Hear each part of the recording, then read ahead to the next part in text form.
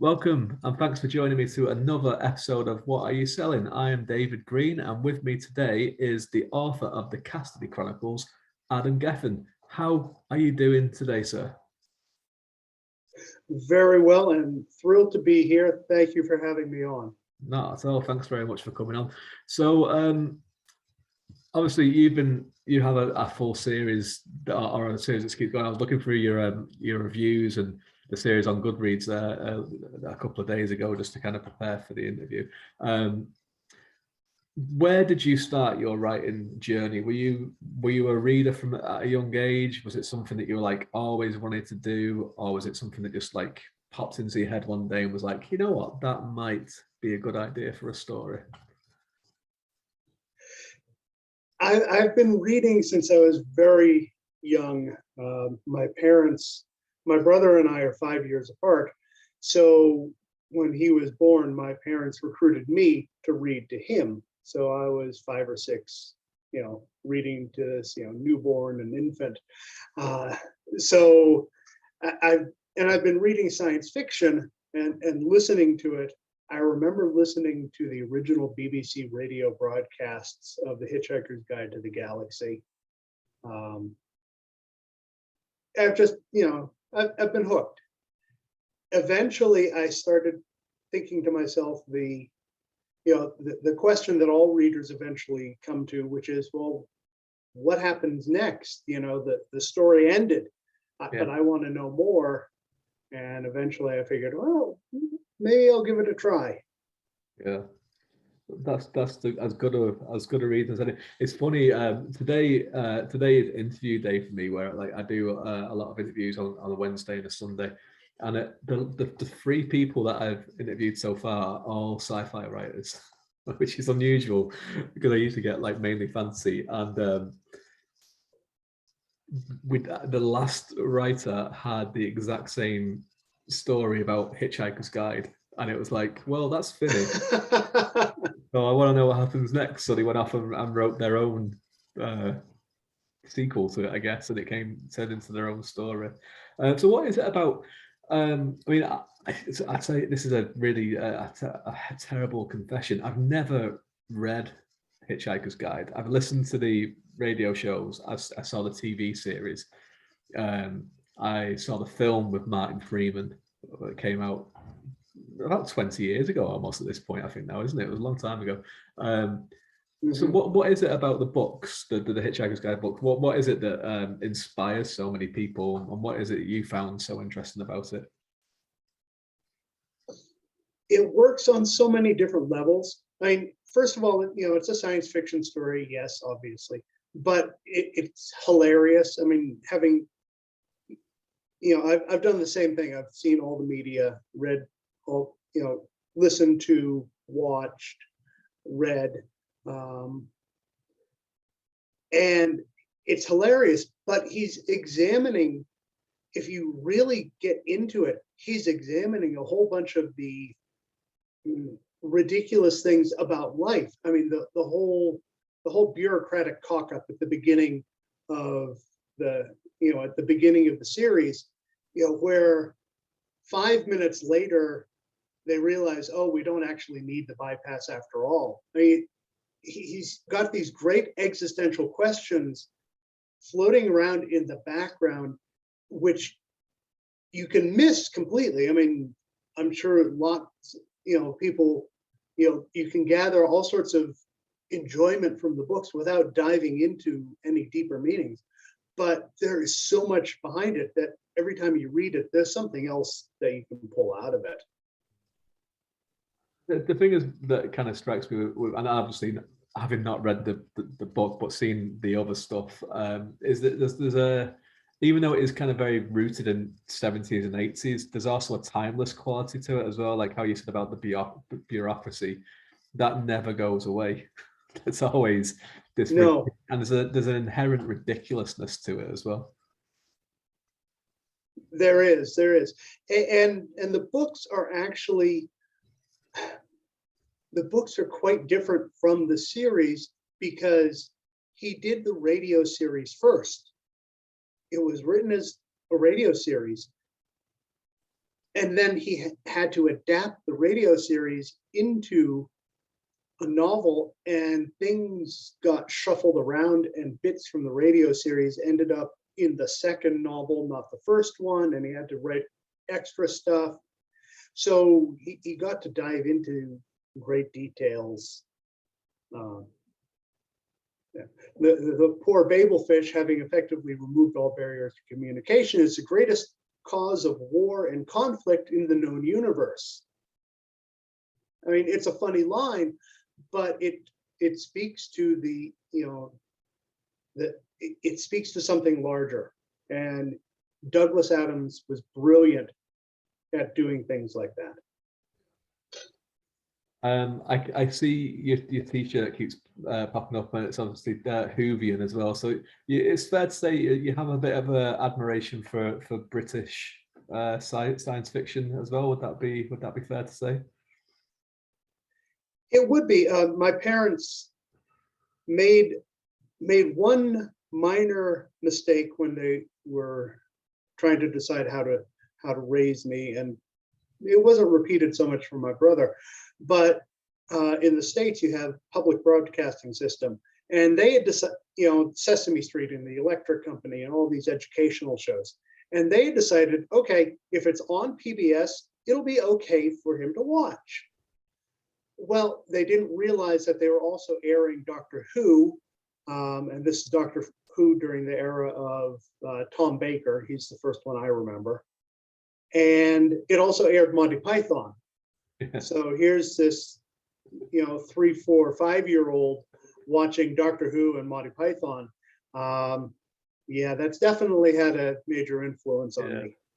That's the thing about the great thing about Monty Python is that you can watch it as a child and just laugh at the silliness, and then watch it as an adult and also laugh at the silliness, but also laugh at everything else that's going on in it as well. I paid for an argument. Yeah, no, I paid for a good argument. No, you paid for an argument. Yeah, there's nothing better than a good argument. It wasn't 5 minutes just now. Yes, it was. No, it wasn't. Yes, it was. No, it wasn't. Oh, come on, this isn't an argument. Yes, it is. Yeah, this classic one. So let's talk about the books, because we could talk about Monty Python for the rest of the thing, and people be like, well, is this the Monty Python podcast and YouTube channel? It should be. And why? And if you're here for the first time, people listening at home, either listening to the podcast or watching the show, please hit the subscribe button below. There's more interviews, there's more live readings, and we also have the Wheel of Time Easing the Reader show as well for you to check out. So Adam, other than Monty Python and Hitchhiker's Guide, what other influences would you say influenced the Custody Chronicles? And then we'll start talking about that series in particular. Sure. I've been a fan of Robert Heinlein since I was a young teenager, and one of my favorite books of his is Friday. And there are definitely some influences from Friday on the first volume of the Cassidy Chronicles, specifically the character of Kendra. Friday was a courier, so is Kendra. It diverges a fair amount, and it expands on some of the things that Heinlein couldn't do in one book. But that's what authors do. We take ideas from each other. We cross-pollinate each other, because somebody's going to come up with an idea, and they're going to explore it the way they want to explore it. And somebody else, another author, is going to read that and say, ooh, I like that, but what if instead of going left at the fork, you had gone right? And they'll explore a different aspect to the question. And so you can get all sorts of things from one little, one nugget. The whole idea, for example, of first contact with an alien species. You would think, okay, first contact with an alien species, but you think of the science fiction books and movies and TV shows that are out there that all go on this one subject and all deal with it differently. And you just realize how broadly you can interpret any one facet of a story. That's you know, that's the classic thing with you know, if you start to go into a creative writing class or anything like that, is the writing prompt that people give you. And you know, I've been to a when I first began writing, I went to a creative writing class for adults, and it was a whole gamut of different types of people. There was me, who was in my mid-30s at the time. There was some people in the 20s. There was people in their 80s, and you know, different life experience and what have you. And we get given all these same writing prompts, and you know, be 15 people will come back the next week with 15 completely different stories in different styles that all had the same, like, you know, the same core, but it was all very, very different. And that's one of the great things that you can do with writing. Absolutely. Over the past year or so, I've participated in a few contests where they give you a genre, a location, and something that has to be in the story. And so one of them that I got was a bowling alley. It had to be a romantic comedy. It had to be a bowling alley, and there had to be a wedding proposal. Nice. That's what I had to incorporate, and it ended up a fun little short, you know, fun 1,300 word story. Yeah. That I dropped into my Cassidy verse and is going to appear in an anthology once I finish writing the rest of the stories. Excellent. Nothing ever goes to waste. No, oh no, nothing ever goes to waste. So let's talk about the Custody Chronicles. So we're up to, and forgive me if I'm mistaken, but the fifth book released in August. You're absolutely correct. Yes, the fifth book did release in August. Excellent. So why don't you, you know, tell us the premise of this, and you know, why the first book should be the next book on everyone's TBR pile.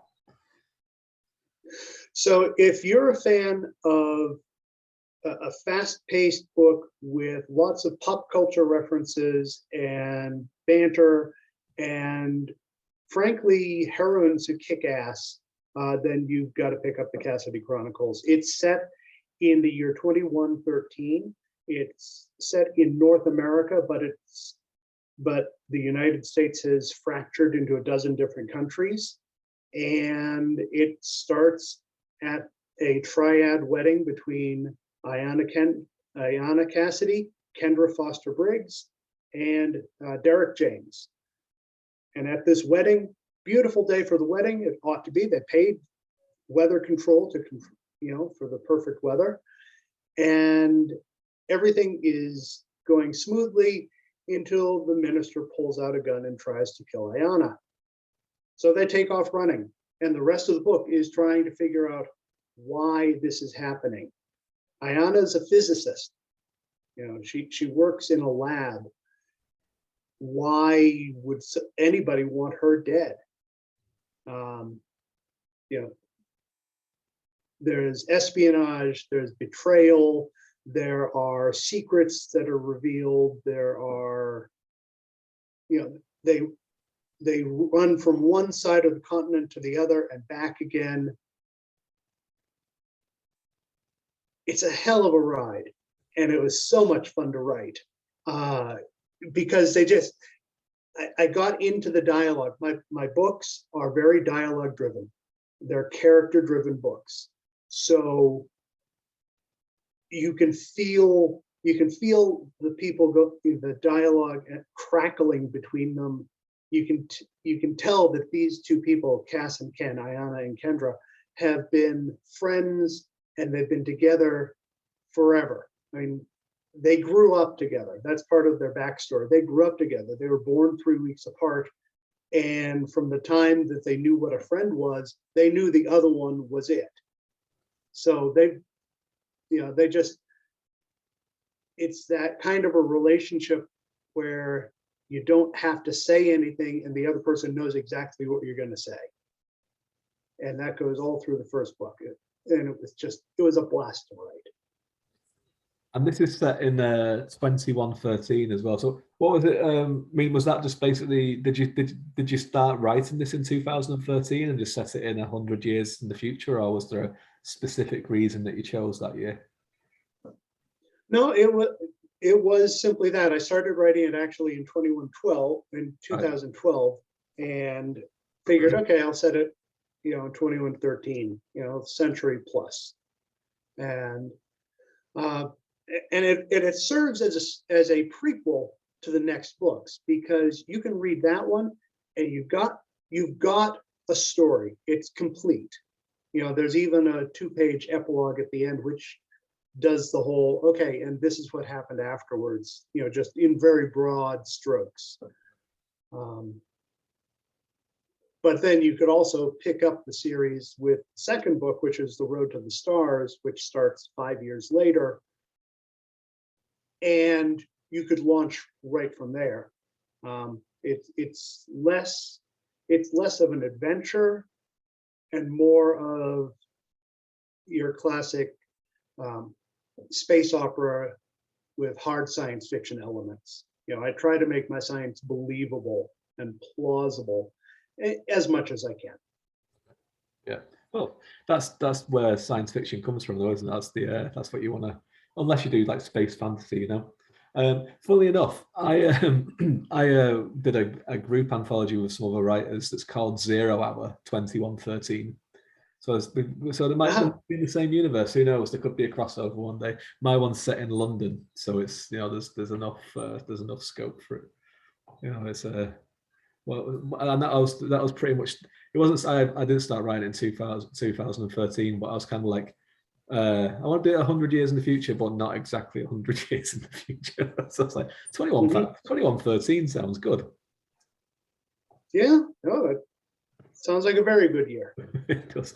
Very bad, depending on what happens to the characters. So, yes. So the Custody Chronicles. So, the first book where she wants to find out why someone wants to assassinate her or wants to kill her.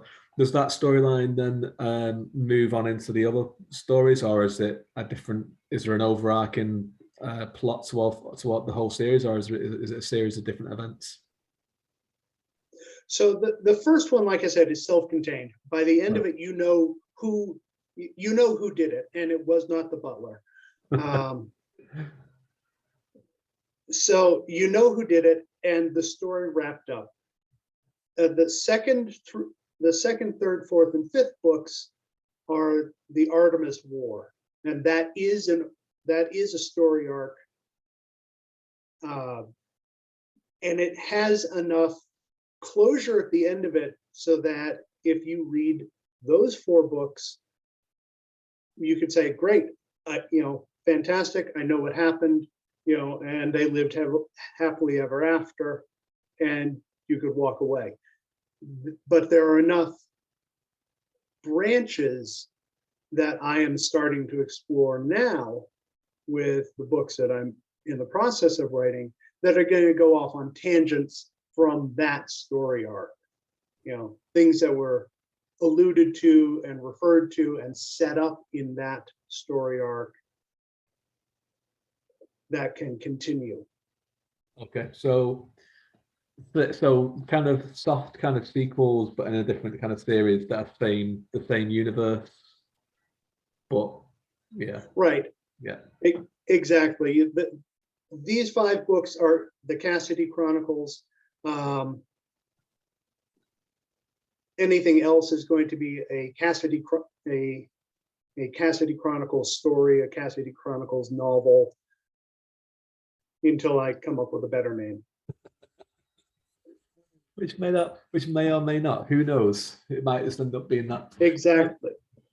So, I mean, your writing process then. So, obviously, as we just discussed, that the first book is quite self-contained. The next four then have like a overarching plot. Are you a plotter? Do you sit down and go, right, I know exactly what's going to happen in the next couple of books or in this book, or is it just what feels good? Let's do it. No, I know where I want the story to end. Okay. That particular book. I know where I want that book to end. But how I'm going to get there, I've got no idea, particularly when I start writing it. And I'm open to the idea that the directions are going to change. There's going to be a detour en route. The one that I just finished writing last week, which is sitting in my I need to edit it pile. That's always a scary pile. That one, about halfway through, I introduced what was supposed to be a fairly minor event because I wanted to do a little bit of, a little bit of character development. I wanted to introduce some conflict between some characters. And as it turned out, that was actually the major plot point. That was the major turning point for the entire book. And it's actually kind of set the direction for what that series is going to be. Didn't see that one coming. Completely didn't. I'm thrilled it happened, and it's given me some really fun ideas to explore. But nope, totally didn't see it happen. Didn't see that one coming. It's good when that happens. It's like you kind of have the idea, and you're like, wait, this is gonna be good. This is gonna solve this problem, but also it's gonna let me do all these other things as well. Solves this problem, but creates about half a dozen more. Yeah. I sometimes find that like my subconscious is trying to do it for me when I'm writing, because I'll be kind of, because I would say I'm a planter. So like I have this garden, and I'm at the beginning of the route, and I can see the end, and I can see a tree that I know has to be there, and I can see a bench, but then the path just goes wherever it wants to go around. But then I'll kind of come up with this like eureka moment every so often, and then when I'll go, I need to go back and just make sure this all makes sense, and I can see that I've actually just put in little like nuggets already, like that my mind's been going, you might want to use these in the future at some point. Just gonna throw them out there. Yeah, no, it's funny how that happens. One of my favorite characters is Daniela Garcia Kay. She was introduced in the second book because I had a really cool nickname. She's a pilot, and all the pilots have nicknames. And I had a really cool nickname I wanted to use, Double Dip. So I had to come up with a reason. Well, why is she called Double Dip? Because she's fully trained as both a pilot and an engineer. Great. Okay, so justified. There you go. Nice little character. In the third book, she comes back because they introduced a space fighter, and it's a one-person ship, and you have to be a pilot and an engineer in order to fly the thing. So all of a sudden, this little one-off character has become a major character from the third book onward, because she's the initial test pilot, and then she's the instructor pilot, and then she's the commander of the first squadron, and then she's the commander of all the dire wolves because she has seniority, and she just keeps moving up and moving up and moving up. And I had no idea. Way back in the second book, I had absolutely no idea that this tiny little character was going to end up, essentially saving the world by the end of it.